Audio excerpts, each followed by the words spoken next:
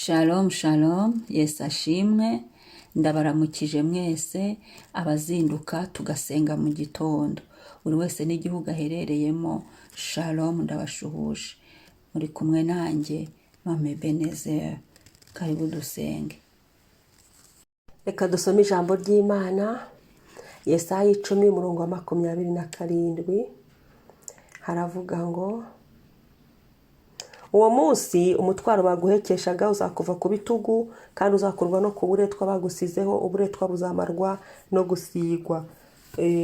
Turacyari gusenga, uno munsi wa kane dusenga, turimo turasenga, ariko uyu munsi turisiga tubohoze ingingo zacu, imibiri yacu, buri buretwa bwose bwari bukiriho, buri kubohwa kose kwari kuri ku buzima bwacu ubuveho. ngo uwo munsi umutwaro baguhekeshaga uzakuva ku bitugu.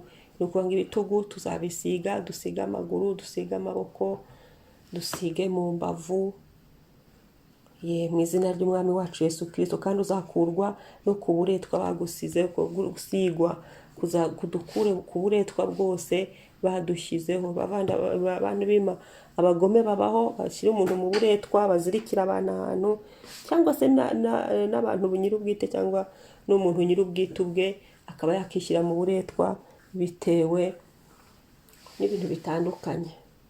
Ariko ubwo buretwa bwose bumarwa no gusīgwa. Hari ibintu bikurwaho no gusīgwa, nibyo ushobora gusenga bikemera, ushobora kuba umuti bikemera, ariko hari ibintu Bibiliya itubwira bimarwa. Ibi by'uburetwa byose bimarwa no gusīgwa, bikurwaho no gusīgwa. Imana ishimwe. Imitwaro baduhekesheje ikurwaho no gusīgwa. Umuntu wasizwe hari ibintu bitamuzaho, hari ibintu bitamuhangara, mu izina rya Yesu Kristo.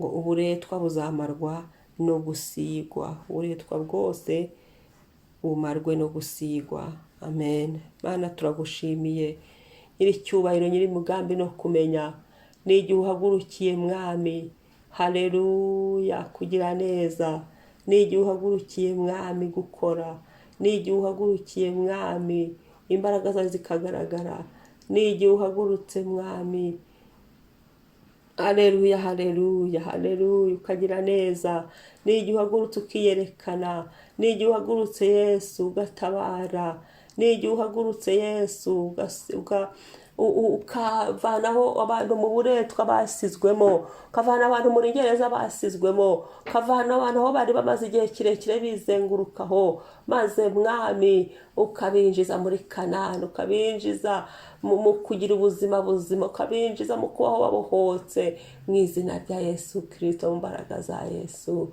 O Yesu, Yesu, Yesu, o Yesu, Data wa twese mwiza, turagushimiye kubw'imbabazi zawe, kubw'imbaraga zawe Mana. Tegeka byose birakumvira, ganza Mana. Haleluya, haleluya, haleluya. Shimwa Mwami, amamara Mwami, singizwa Mwami, ni wowe Mana. Izina ryawe rihabwa icyubahiro.